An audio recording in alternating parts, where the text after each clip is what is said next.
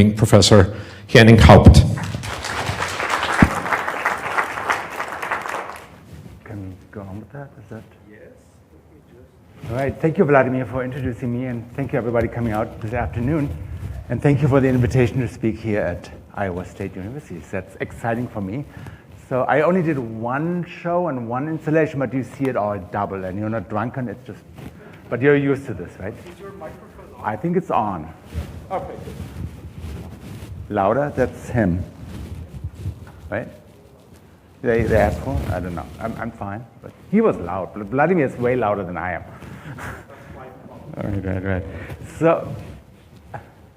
So Vladimir already explained that, Professor Kulic explained that I'm both trained as an architect and I became an artist, and so I was hired to teach as an architect, but I was hired to be an artist on the side as well, so the artist is the main thing. I can't separate that anymore, so I call myself an artist teaching architecture right now, but that's too loud, and that's better. So what I do is those kinds of installations, and is this running now? Yay. So I just have a few points I want to show you. Two installations, one at the beginning, one at the end, and the middle part. It's a little bit of theory, how I see the different approaches to understanding and seeing and perceiving color. So I was trained as an architect, and of course when you do that, you're trained to draw the landscape and the cityscape and all that stuff. So eventually that, with my case, it led into abstraction.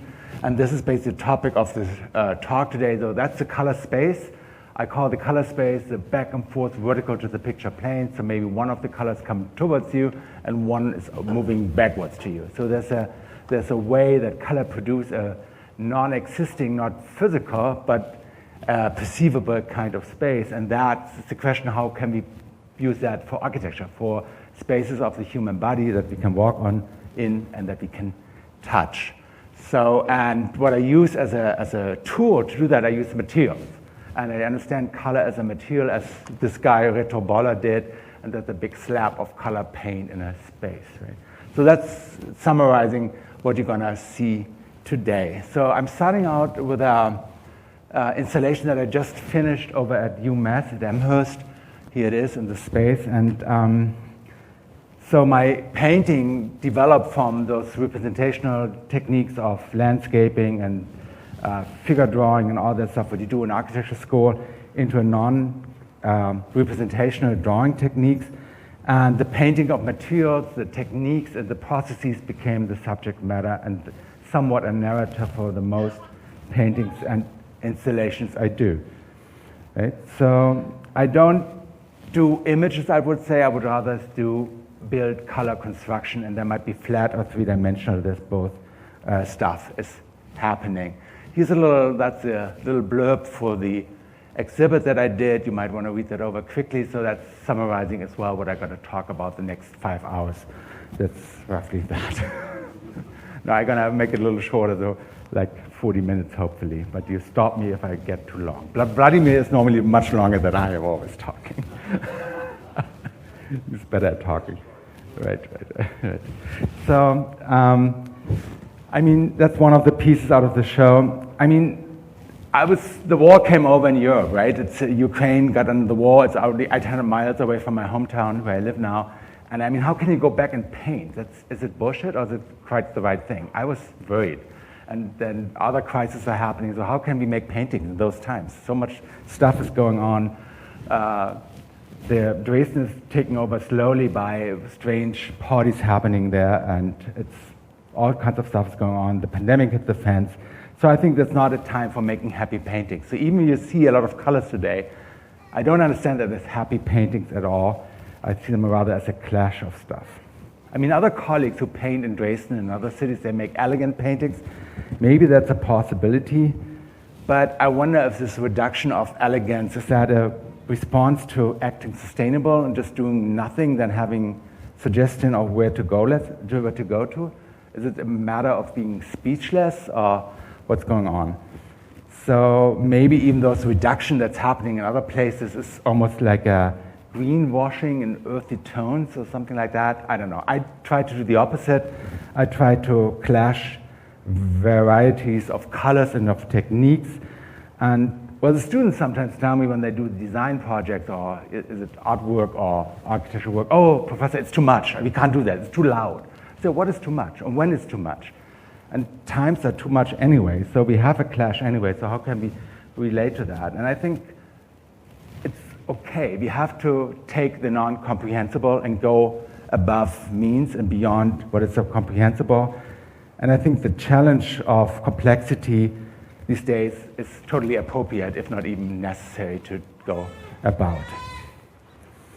So what I'm doing here in these paintings, those are sheets of paper about 40 inches tall, 26 inches wide. Here's the measurements. It's oil on paper, and everything what's white here, like this areas, that's all cut out. So it's already this gray tone here is the wall, that's the screen. So everything what's white in between are openings. So it's basically trying to include the wall as a piece of architecture into the painting and to make it a non-separable unity between the wall and the painting. Here's another view of the entire installation, what's happening. So what I'm doing is basically lots of quotes of history. Maybe it's not as obvious. I'm not quoting in a sense of a recognizable representational means of putting elements in or objects, like what's happening now here right in the museum. There's more a show where there's objects, lots of objects that all look historic already, and this talks about memories. So here it's rather the quoting of a certain technique of applying color. So it's a color space painting is a historic part, gestural lines is a historic part, a certain kind of mark making is more historical. So I tried to take all these things, adapt them for myself. I was training myself on using them and putting them together in this combination of compositions. So, and some of these are even systems, and the systems repeat themselves into certain kind of structural elements and like that. And yeah, and there's some figurative moments maybe even in the pieces that you can think, oh, maybe this is a little whatever or not. Maybe not. I did a lot of figure drawing, those shapes come from that as well. So I'm trying to clash all the things together and to make it take just time and look. And the great thing about painting is that you can't see it quickly. You need time to revisit it again and again. And if you just would swipe it left and right, I think you don't get the appreciation of painting, right? And that's a wonderful thing to go about. Yeah, the installation is 34 pieces and 5 paintings altogether. And then I was able to set up this wall installation in the space. I would have done even more complex things, but I had to orchestrate the installation from Germany, so via remote control. The first photos I saw that was set up was somewhat wrong, but at the end it became this composition of space, including the entire space of this gallery at UMass. Yeah, and this is, again, each work I do, each series of work, it takes 2 months or 3 months to paint it, to prepare it, to plan it, and then already it leads to the next installation, which I would go about. So maybe this is a little introduction about painting today and what I just painted here, and maybe a few words for understanding how I teach color and what I think is the most important part in color space appreciation for architects and for artists as well. So the color understanding is that what we learned in color theory and was one of the taught among a lot of colleagues, and among them Joseph Albers, who did the relativeness of color. Here are a few images of the stuff what I use mostly. So it's the opposite between the warmest and kaltes tones, right? So the cold colors and the warmer tones, that's an important thing. And I need only a few tones like these in my first watercolor set that I had. And so I then relate the mixing and a triangle, that's the basic stuff, and of course you can end up with a color circle, and that's all trained, and students are helped to understand colors by acknowledging the theory of color. By now there's a book by Dr. Schwartz came out, and he surveyed a lot of high school classes, and he came to the end that the more color theory you teach, the less sensitivity of color you gain, which is pretty amazing to me, and it's just down my alley that I think, no, we have to just grab the colors and take the material and try it out and over again and develop a sensitivity as we develop a sensitivity of ourselves of being in the world and being with others. So of course, these help to do this, right, for a little bit. This is actually my sheets from the first semester of my schooling in Braunschweig 100 years ago. And so of course, you can go from one color to the other and mix them all together, and it takes a little bit to train this and to find out how many colors there are, right? There's lots of possibilities around to mix colors and do this. And then, of course, it's good to know that opposite colors on the color circle, they turn gray in the middle. That's the experience we all have when we mix the brushes in the glass. It turns gray and brown at the end. So that color mixing is a wonderful technique. And this already hints to the thing I'm teaching and I'm using myself, that we need to understand the materiality of color, the behavior of color on the picture plane, in this case on a paper, on any kind of material you use. I mean, I once was used, as I worked at an architect in an office, was asked to develop color choices, and they didn't know what kind of material the wall is and what kind of material the color is. It's basically useless to then go about and do color choices, because that's color theory, not color practice. It's not implementing those things. It's just trying to dream about an optimum. And what's the optimum? I mean, he's deciding on that. So this is an overlay of red and blue turning into gray in the middle. And this is just I'm on the right-hand side with my pointer, by the way. So this is only green, that's only red, and it's always one less red and one less green layer towards the left and towards the right, just mixing those tones. And then, of course, color theory entails color contrast. That's a good basic to know about, that we have the contrast to work on. So the color itself is a contrast, and the complementary color contrast is even more lively. If the colors which are opposite of the color wheel, that is more exciting, so it adds more vibrancy to any composition you do. And then, of course, what's easy to use is the color contrast to light and dark contrast, so adding white translucency or adding black is the other option. That's easy to use. And what's one of my favorites always to use is the contrast between cold and warm colors. And there's water too, that's good. Yeah, and then we have the thing that color is a tone as well. And there's a whole books and lots of knowledge about the semantics of color, how color was used in historic paintings, how it was used in historic architecture. I just want to bring one example of my favorite friend, the magenta. She's a good old friend of mine. And the original name in German language was purpur. I still don't know what that is actually in English language. I never looked it up. It's purpur as well? I don't know. Somebody? No? There's no purpur, right? So purpur was basically the color that was done like this. Way back then in Greece, you could take the seashells and cook them and get the pigments out of the seashells. I know the joke.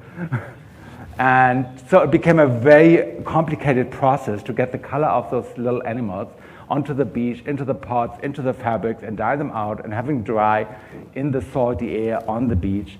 And it became wonderful, colorful, purple-looking fabrics. And that color was only used by the highest of the priests in the church. So the meaning of the preparation and the making of the color tone, of the color material, and the semantics of it and the value of it was one thing. It goes hand in hand.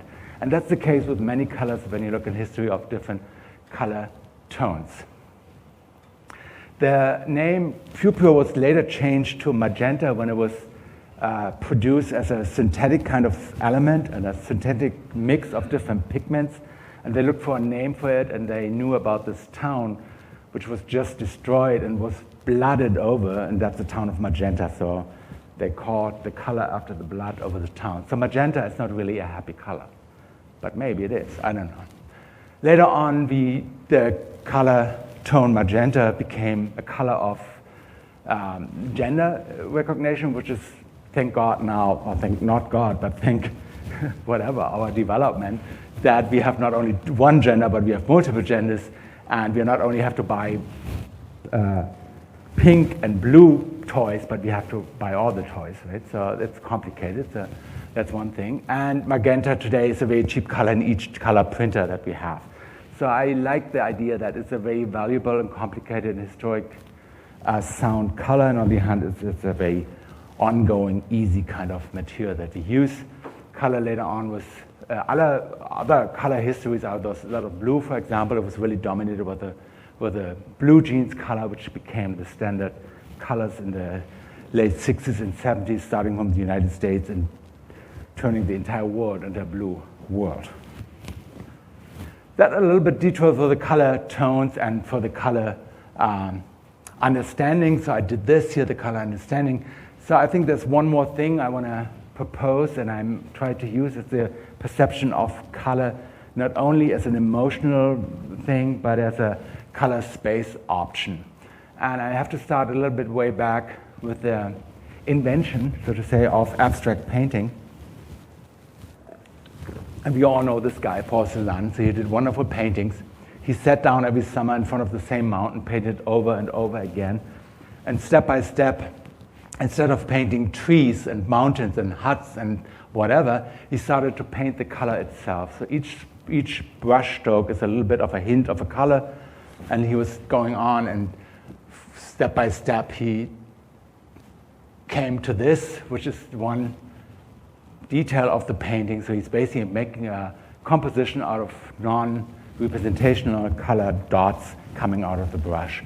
And that was helpful to see the color itself, and that was his goal. He wanted to paint the color itself, just the impression of the eye, and not the knowledge of the eye, and not the knowledge of him interpreting what he sees.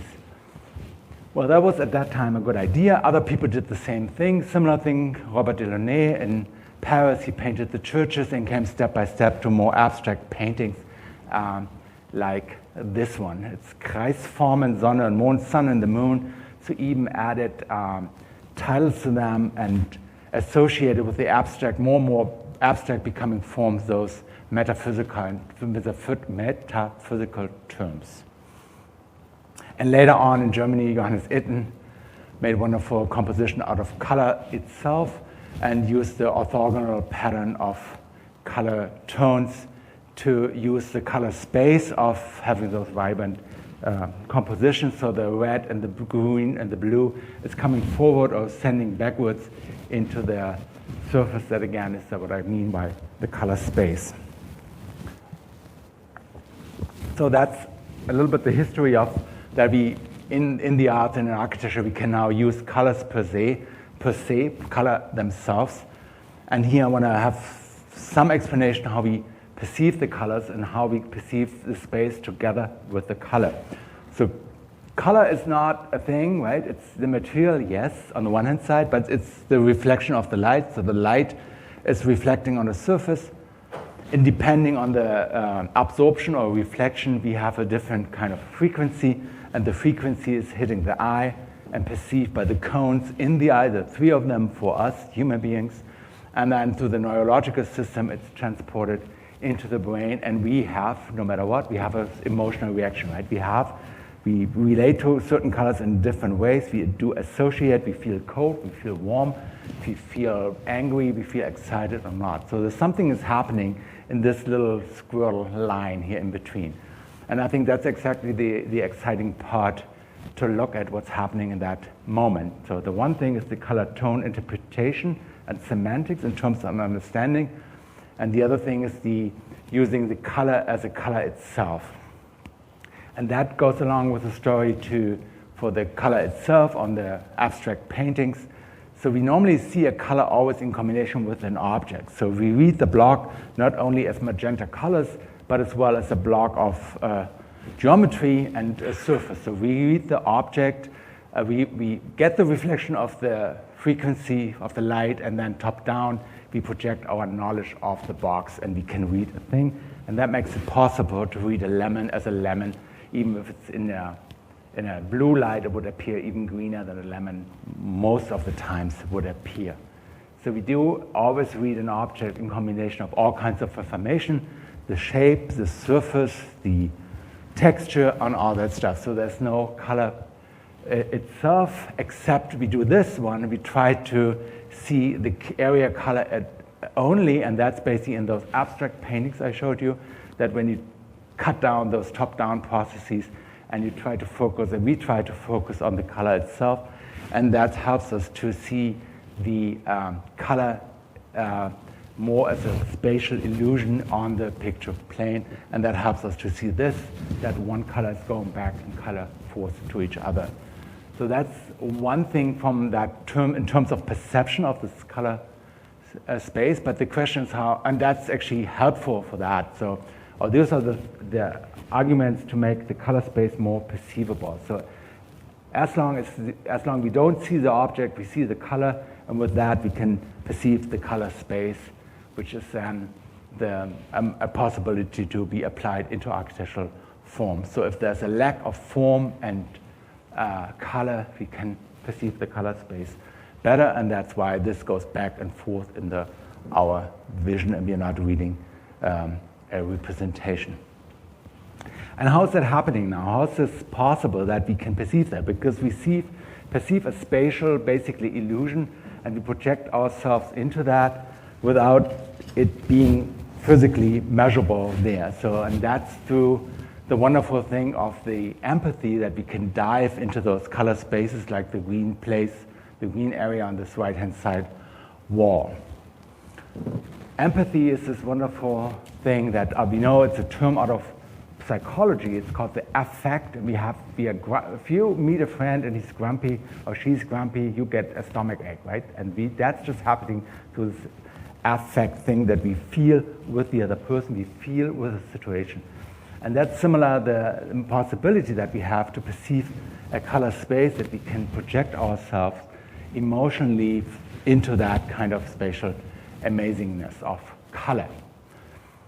So we have, on the one hand side, this perception on the right-hand side here with the swirl through corporeal perception, the empathy, and we have the perception over distance, and that's the physical measurement, the bodily measurement in architecture. It's commonly known via geometry. I fall down, I know exactly 6'2" of distance, or I grab a piece of brick on a wall and I can measure the entire wall by the measurement of my hands.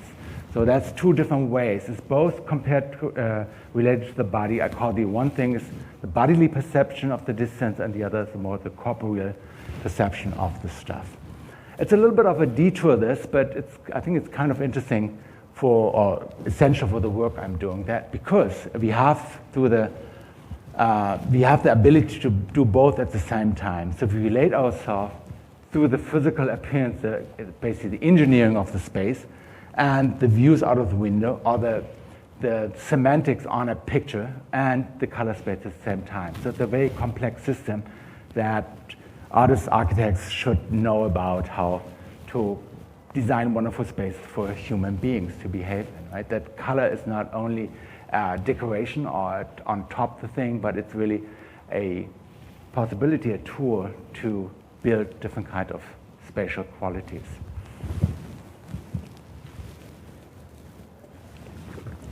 Yeah, that's basically summarizing the two things. So we have the measurement on the right-hand side of the space, and we have the empathy of the color space. And I try to combine both processes and both tools for architectural making, and not take the one first and then the other. In modern times, it was basically always the white model, the white design. It was always the engineering sense of making space, the composition of space that was done first, and later on Corbusier got some color out of this wonderful color selection and put it on the already white design space to color it all in, like in a color book, what the kids do, similar to that. So for the second half of the talk, I would like to show you this project of mine that I did 2 years ago in Dresden. So I was a fellow at first before I became a professor over there. I was invited to do one project, one class, and I could study there. They call it the East Modern Architecture. The term is not scientifically correct, but they call it like that. And one of the buildings is the Robotron canteen. It's a canteen of a former production firm for computers in the GDR. So, and I was able, through the fellowship, to make a pitch to the Kunsthaus Dresden, who organized this Nordost, Südwest, Northeast, Southwest, that's obvious, exhibit or installation project. And I was invited to do an installation for this building. That's the canteen. That's a photo from 2021. It looks even more run down now, but it's used and it's still alive. So together we try to keep the building, the historic piece of architecture, alive. And I was invited to pitch a project. I didn't know really what to do, so I started with sketching. I thought, okay, this building has a history of being the center of the town. It's a meeting place. You get your lunch, you have movie nights, you have parties. It has a strong history. Most of the Dresdeners do identify with this building as they do with the Frauenkirche. There's basically two buildings in town. And it's a very important thing. And it's connected to the development of computer science in the GDR. So I thought, okay, it's a building of the people. So they should have it back. And that's the plan for the building, that it becomes a place for the arts and for public participation in any sorts. And then I thought, okay, I'm painting, I'm building. I start with down here. So I'm always showing on the right-hand side with my little pointer here. Right? So I took the proportions of the columns and of the facades and started to sketching with that. So I slowly tried to work myself into ideas on what to do with this building. And I was only allowed to work on the outside. That was fine. And so I came up with these sketches, and yeah, maybe it's a possibility. I always try to combine the painting and the drawing. One comes first, one comes after. And then eventually I pitched this little sketch here. And it's a little watercolor about 6 inches wide, which I collaged into a Photoshop perspective or photo of the building from the 60s, original building. And that, okay, I want to do a painting that crawls from the lawn, from the green stuff, over the balustrade, into the building and out again, just to show that the building is still under construction, it's still in process to be redefined, and it's going to be, again, a part for the city and a building for the people. So I got the pitch, so I started to, no, I didn't get the pitch yet. I had to make a presentation with a model, so I took a little painting of mine. This is about 10 inches tall or 12 inches tall, a little painting, and took that to use it for, that sketches in between, to use it for the installation. I slowly understood that I can work with certain panels. I had a budget from only 1,800 euros, so I could buy some wood, but not complicated stuff. So I ended up having a model to start out with the ideas. So that's the cardboard in the back is the existing canteen, the building, the balustrade, and the roof here. And so I separated the painting in those panels is scaled to the boards of OSB boards, 4 by 8 feet, and then some other members, wood members, as a construction piece. And I cut out certain parts of the painting that I didn't like. I had made up a rule what to cut out and what to leave, and how to intersect the painting with the possibilities and necessities to engineer the construction and to build a three-dimensional construction that crawls into the building. And here you can see there's different, it's across and along and above, and I tried out all kinds of things. So it's a working model, a work in progress.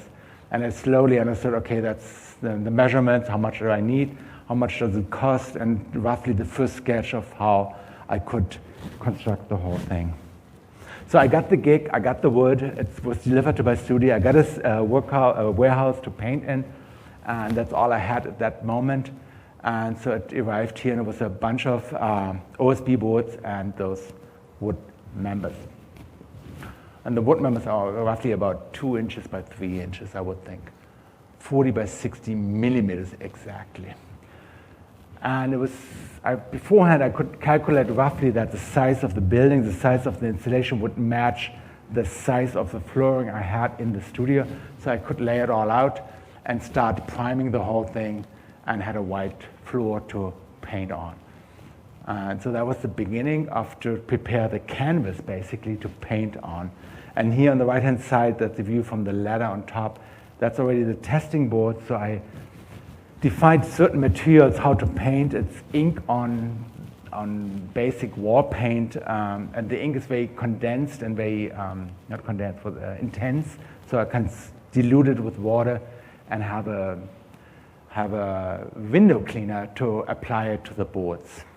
So I knew roughly how I could paint, and I had the size of the building, I had the size of the painting, and then I just put the music on and started dancing and basically do the painting, so the first layers. And that's now using the color knowledge about the contrasts, here the light and dark contrast and all that stuff, and moving around the whole surface and trying to compose certain things, having the entire surface in my body, basically working around here, working around there, and developing a color space paintings are already coming back and forth from the picture plane. So that was easy to do to get started. It was just a matter of the right music, and I was pretty quick. It's about not even an hour painting one layer. But what to do next, right? That's the problem, because this is nice, pretty painting, but pretty, already I said pretty is not good. In my eyes, pretty doesn't do it. So I had to destroy the painting. So I gave myself an assignment with each layer of painting to relate to the already existing painting, but to develop it further and contrast it with a new topic, with a new statement, with a new color and a new color tour. So these orange lines now are the next layer to go across. And they were done not with a window cleaner, that was a cleaner for the wheels of a car with a brush. So I put them on a stick, and so I can swing it around and dance over with a different music and a different action with a different kind of presence on my body and my movement on the painting for the different layers. And that's always the tough moment. Here's two more layers added. The yellow with a window cleaner again, and the black again with a car wash machine tour. And it's always tough to destroy something that's already pretty, but I think it's not about pretties, it's about interesting and complexing the whole situation and adding up and finding certain areas which are denser and wider and open. So it's basically a consistent process of composing space on a surface, of letting things go and densifying and working it, right? So that went on. I did 1 day per week. It was like very cold, not as cold as here, but it was 0 degrees Celsius, so it was freezing outside. Pandemic hit the fans. I was alone in the studio, so I could work. That was good. And it was painting. I put the graphite pencil on my stick, and then I could draw on the thing just to orient myself, because you get on this huge surface, you can't see it all the time. So I got lost and had to remap myself within the mapping of the painting, within producing the painting. Yeah, and so I went on, and then one of the next layers was the white stuff here. I'm showing on the right-hand side, the white-hand stuff, that's basically tying the drawing or the painting back to the surface. So the white is creeping over the already painted color composition. And the next layer was this blue stuff, and I decided to do some straight lines as much as I could. And they are almost parts as use of architectural representation. They are boxes or shapes or perspectives, all sorts of stuff.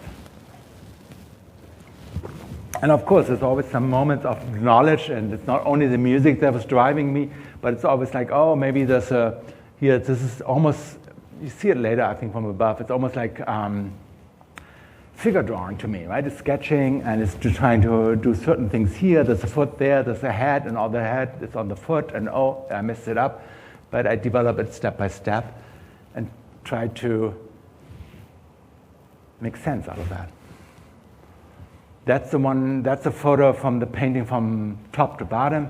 So here you see the larger architectural piece and those outgoing things. The trees on the painting turned magenta. Something happened to nature. And so I went on. And you see on these already that the density increased, because I knew I wanted to build it into an open public space. It was clear it has to be bright and light and aggressive to stand the moment of that time at that gray building in Dresden. Dresden is a very favorite town for beige colors of historic buildings, so it's super boring in terms of colors. So I thought, well, I better bring some American colors, which is magenta, right? Is it? I don't know. So I tried to use those colors to at least get some sound into that place. Okay, I was done painting. That was the work site. You see the entire thing, all the test boards, and the painting stopped at some point. And then I photographed it all, put it back into a computer rendering. A student of mine helped me with that. That was wonderful. So, and then we tried to orchestrate the former paper model into a digital model to understand how the folding could happen. And here's a second version already, and it's different ways of folding. There's even here it's opening up this way and the other way, and then I realized, oh my God, I can't build that, right? It's falling, it's collapsing, it's not happening. So I had to reconsider and continue, and I made some construction drawings to understand how I could construct the whole thing. In the meantime, we made the decision not to have the painting on top of the balustrade in front of the building, but go basically through the building to avoid building code issues of a certain height. We had to stay on a certain height of the construction, not to be to go through the process of having a building permit. With this, we could just have it as a non-permanent art installation was allowed like that. And I basically did two sections, one on the, now I could have two at the same time, right? But so this is one section, so it's going up, down, has the walkway through, and going up again, and the next is flat, and then going up more steep, has the walkway through. So it's basically two foldings that are put next to each other as a first means to get organized with that kind of construction. And the problem was the wind load, so these areas over here, up there, and that's down here, that's a load. So we discussed water and ended up with sand because the wind should not blow away the entire construction. And that was done in the studio, in the drawing studio, and in the shop. In the meantime, I had to cut out those pieces. The problem was with the jigsaw, I had to do the sawing from the back, because otherwise you would have the raw edges on top and the other one on the downside. So I had to basically penetrate all the openings from the one side and then turn it around and cut it out. That was like 4 weeks of drilling and cutting. That was not so funny, but well, it's work. And the interesting part is that when you cut this, it's always so this is from the backside cutting. I couldn't even give the work to other helpers, because the thing is that you want to know how close you go with the drill to the lines and what space. And if you differentiate that for another 2 or 3 centimeters, it's becoming a different kind of thing, because as you see in the back, the distance to the pattern and the paint and the cut, that was important to me. Yeah, and here you see some of the panels standing on the wall in that studio. I have a love relationship with magenta, but I have a problem with yellow, so I cut out all the yellow, because yellow to me is too much envy and too much whatever, if you want to go that route. But so I decided to cut out most of the yellow and most of the white, and then you end up with this. So that's the switch when you get from a painting into a wall, when the painting becomes a piece of architecture. And what's happening in that moment, that I can use all the processes and strategies of making a painting. Now I can use it in that moment. It becomes a piece of architecture. It becomes a wall. It has openings. It has construction moments, which are areas that are more stable and others are more fragile. So yeah, and that took a while. I schlepped the piece back around, and I was cutting them out step by step to develop the entire thing. And I think here it is. So this is one detail, and you see the gaps. So this is always 8 foot and 2 feet wide. That's one panel of OSB. And these are just some details I want to show you, since I personally, I do love these little areas when this becomes one painting and one composition, because it's more perceivable. It's easier to read. Later on, when I show the entire work at the end, it's a lot. It's a lot to see. It's a lot to perceive. And you basically have to work in and hang out and sleep over in the installation to really understand it and see it. It became a lot. But that was the idea. I didn't want to produce a slick architectural intervention. I thought it needs to be a provocative moment of colors within that piece of architecture. So we adding up different pieces. It's getting. This is already now 6, that's the entire width of the thing. It's 6 panels wide, and it was not 4, but 8 pieces tall.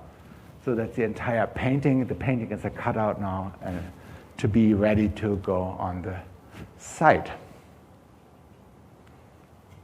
Yeah, and you read a little, like, here's a box, there's a perspective, there's some elements, and you lose it again, you find it. You need a lot of engagement to really start reading the painting if you want to read it, or you can just dive into and swim into the mess. That's another possibility, whatever you feel like doing it. I built another model to configure the folding to see how it is now. The building became a shredder in that moment, basically shreddering the piece of painting. And so the building was put to an active part. I thank God, not God, but thank the system, thank it all. I had some helpers, and we could start putting the beams behind the boards, and that's doing them. So we screwed that together, and we built these little shoes out of the leftovers of OSB. So that was a good way of starting the whole thing and get some foundations done to put it on the ground and go from there to building the whole thing. Here's the shoes, ready to go. And then we started to build from top to bottom. In this case, we had a big crane to get all the construction members on top. Björn and Jonas are sitting on top of it, celebrating the first step. And that's all the sand. So we had 2 tons of sand we had to put up on the roof to make it not fly away the next day. So that's the construction on the roof. And then we started folding the panels onto the building. And now the interesting part is that the construction method I chose to do was that the preliminary set of those 2 foldings was not able to be verified each moment on site. So now we could just tip the angles and change the angles and to have different kinds of possibilities to engage the building with the construction, with the painting. And that was important to me to not have a planning only and then build, but have the building process as part of the means on how to construct the thing, right? And the members sticking out, so I decided to have them not, the construction is part of the game as much as the painting, as much as the material, so all together plays one ongoing role within the piece.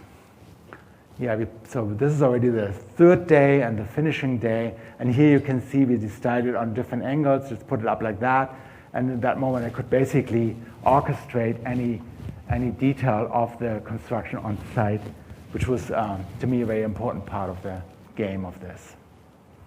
Yeah, and that's it. So it's done. It's the completed piece on site. You see the sand down here, the loads and the shoes carrying the construction of the painting, celebrating that building again. And the goal was to produce an inseparable connection between the construction and the paint, between the painting and the constructing, between the measurements and the empathic produced dance kind of painting. Here's a few more details of the whole thing, and the installation was out for 6 weeks. It did get not destroyed. I was lucky. There was nobody even touching it. It was respected by the audience, at least that way. There was critique and funny words that I heard sometimes. Oh, what are the artists doing again? Building some stuff? Yes, we're building some stuff. Here's another detail. So the construction and the painting shows here obviously becomes one composition, and even the tiles, the historic tiles, are part of the game of the composition of the piece. That's the view from top down onto the surface of the painting, onto the color space construction, what I call it. That's inside, so we plan to have some performances within the piece, music performances that did not happen because of the pandemic issue, so we had to be staying away from that. That's another detail. So certain areas are readable and then they become complex, and it's questioning its own existing, I think, and that's what I like about it.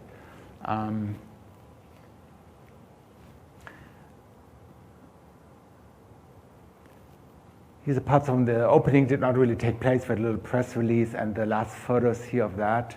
Where is it coming? It's here, so it's placed right across from a skater park. So I like the combination of the graffiti and the skating people and that became one place there for this temporary public art piece. Thank you very much.